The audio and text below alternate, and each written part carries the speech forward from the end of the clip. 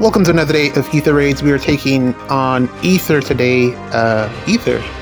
Yeah, we're gonna go use some Radiant Ether against Ether. And pretty much Ike should be able to handle this one hands down, zero diff. Zero difficulty. Why am I saying zero diff like I'm some cool kid? That's zero difficulty. Use your words, guys. Anyways, this should be pretty straightforward. Some really nice units here, especially this enemy Crom. I'm not a big fan of Prime myself, but he does use it particularly well because he doesn't lose stats as long as you pair him correctly with support units. But not the biggest fan of it from you know, me. I'm just not the biggest fan of it. I rather run an ideal because you get the same amount of stats. Well, almost the same amount of stats. I think probably just the difference of one. Although the close counter is a big deal. So let's rumble. I don't know. Eventually, if I pull one of the Arlong guy, is that what his name is? I don't remember. I'll probably just got this. Fodder him to Legendary Crom because it's such a good investment. But yeah, we're gonna just sit here and Ike will take on the whirl, and we'll figure out the rest afterwards. I think the hardest part should be to get that pot up there in the top right hand corner. I can do this. That aside, summer duels, no plan. I probably just gonna build a team around Ike. I don't know what I'm gonna do yet. I did build a map, and I was able to get Deirdre. Legendary Deirdre to actually just blow Ike up, which was interesting, but I couldn't get the pieces that I needed to actually build it for the week. It wouldn't work quite well. Yeah, she needs the either full DR piercing from Special Spiral 4 or at least half. So I was curing her with Legendary Camilla, but she doesn't necessarily need the Legendary Camilla support. She just needs DR piercing.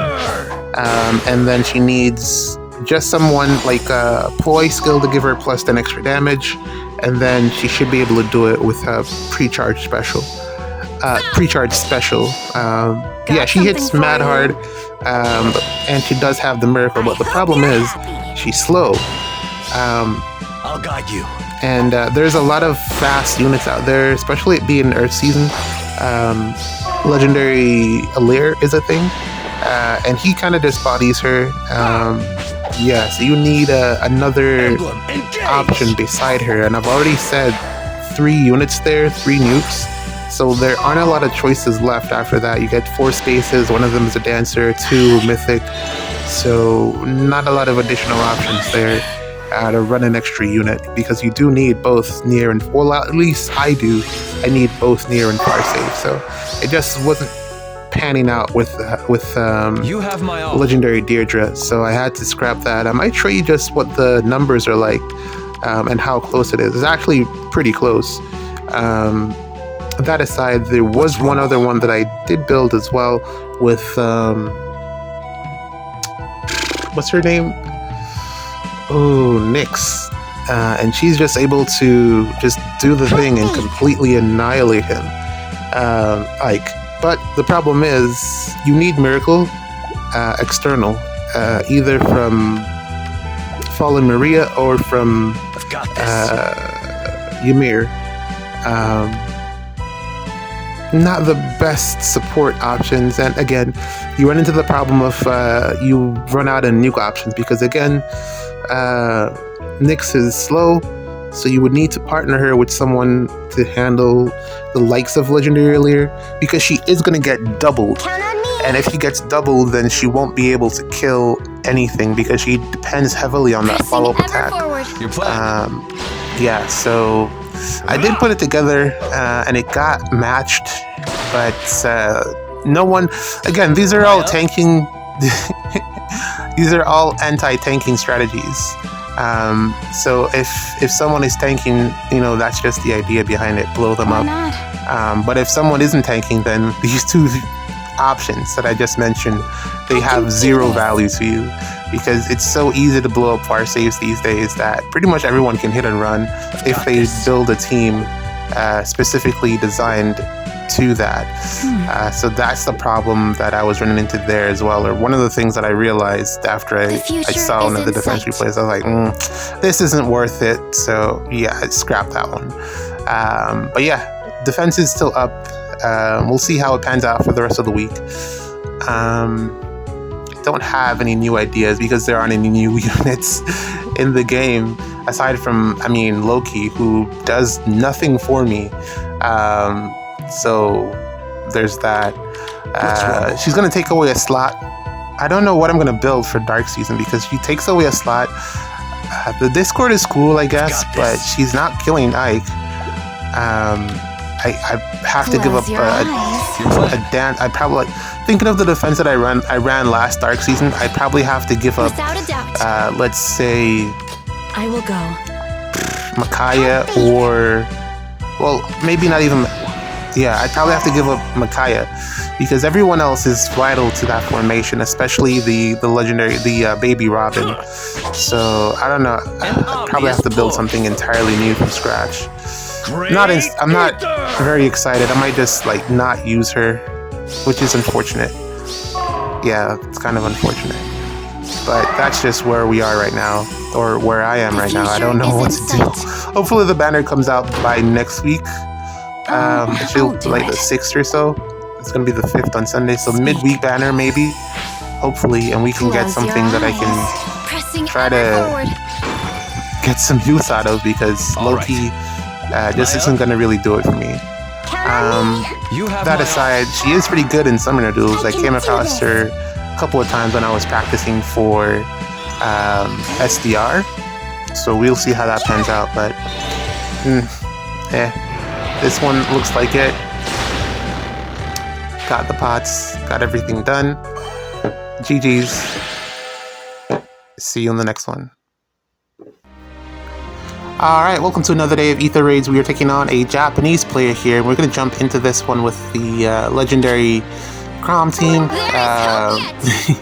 This is a hit and run in the making, at least. We're going to take out the Byleth in the back and then do some positional movements and try to get away to safety. No dancer means that the chase from this team isn't going to cover us or affect us, or maybe they won't get to us at least. This is a really nice Harvel. Lot of res, special spiral. I wonder if he's able to kill Emblem Ike with that build. But the reason that we're not tanking this is because there's a lot of fatal smoke here in the form of this Golveg and on that dual Leon as well. So Leon would probably go first, and then Golveg would clean up after, doing at least 1 damage. We don't have to worry about Ivy because she's not going to cover the range that Golveg and Leon cover. So this is going to be the spot that we initiate from with legendary Crom, but we're not going to go until next turn. I'm just going to leave it like this, and then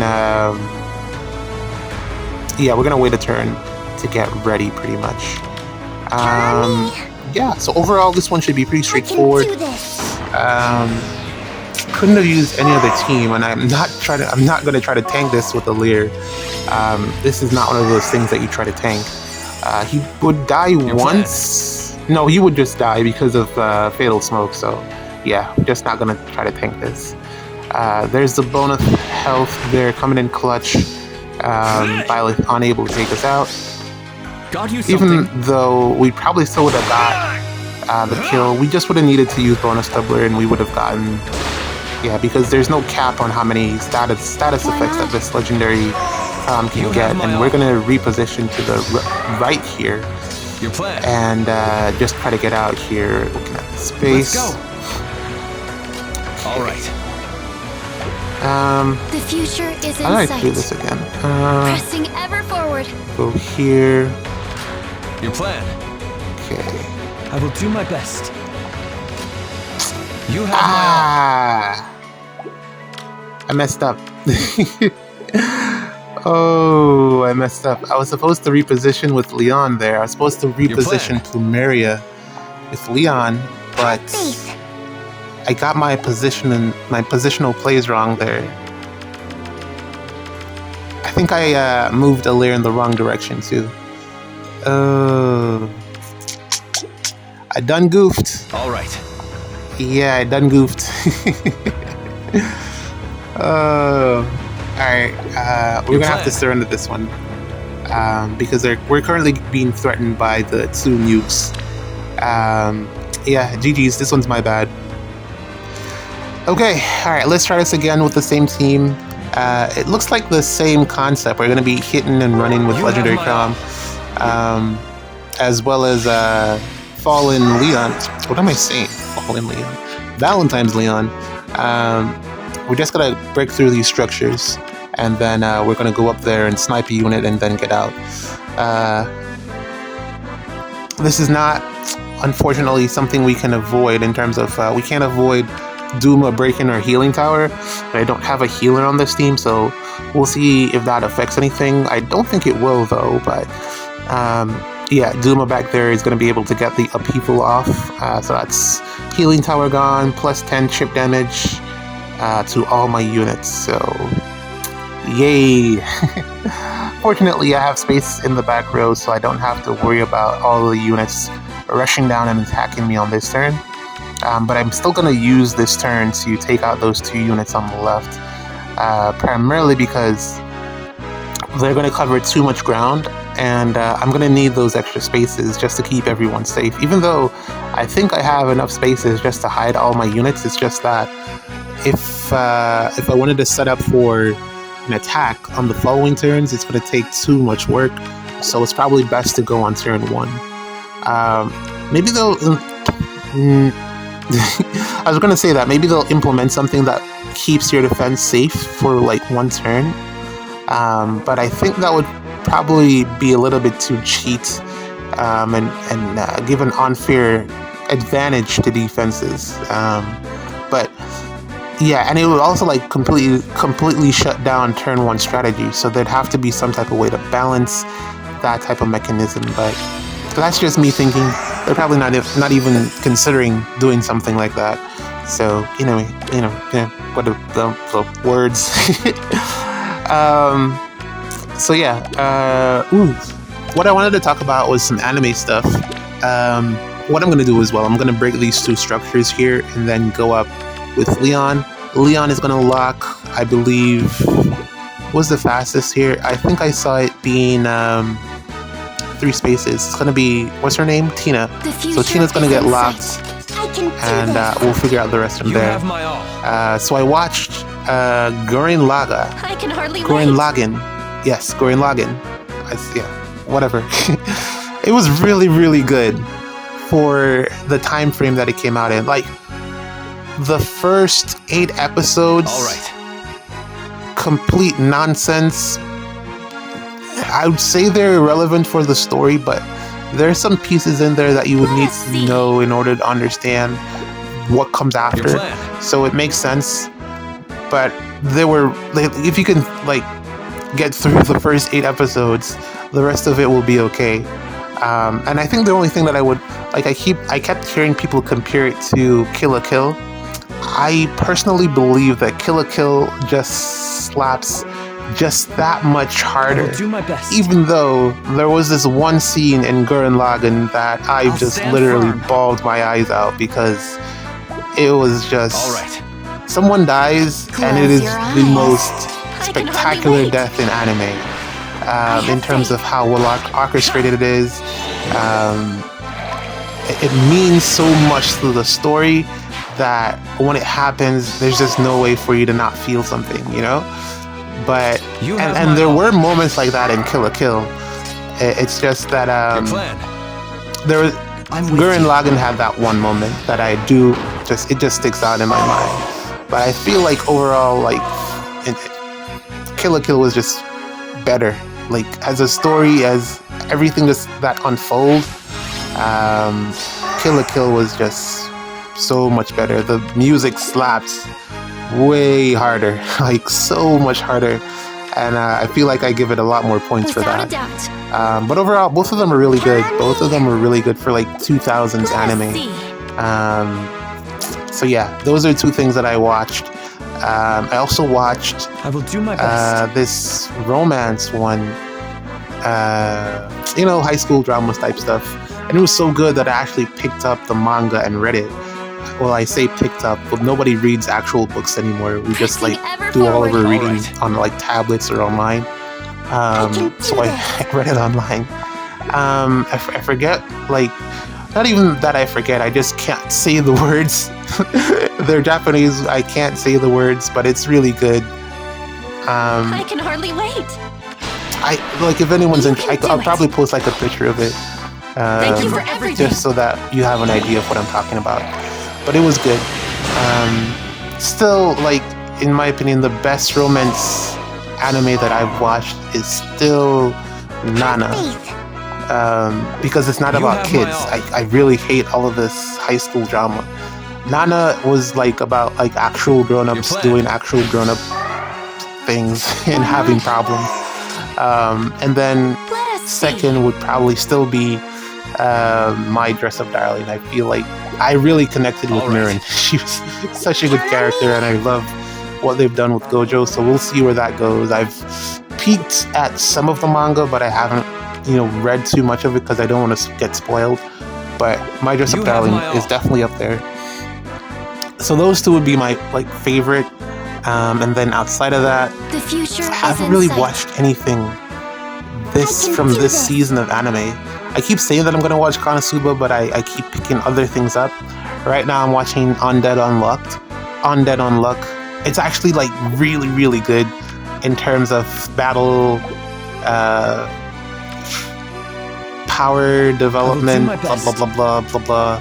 Like the use of their powers is so unique in comparison to everything else I've seen. Like the way that he uses his I can't die ability, like he literally can't die, and he uses it in such a unique way that it's just a lot of thought went into the creation of this animation. And I'm imagining that they'll have at least another season or two because it's really, really good. I'm not done yet, so I'm excited to see what the end is looking like, but for what it is for right now, it's really good. I'm in like the middle. I can do this. Anything else that I watched? Nope. Those are my plans, really. I'm planning to watch Konosuba. But I haven't picked up anything else from this season. There's just so much out, and it's just like 4 episodes, and I'm not like looking to make any short-term commitments. So I'm just waiting on something to finish, and then I'll see what's going on. I'm just like spending my time watching the older stuff for now, I guess. Yeah, we're just eating and running this team so far. Leon is doing the majority of the work with his end turn mechanic. So we're gonna see. I mean, we could take out Duo Igrin and just get the dual button active, but we might not need it. I mean, we can take out Ike, I'm pretty sure. I will do my best. Yep, there we go. We definitely got the kill on Ike.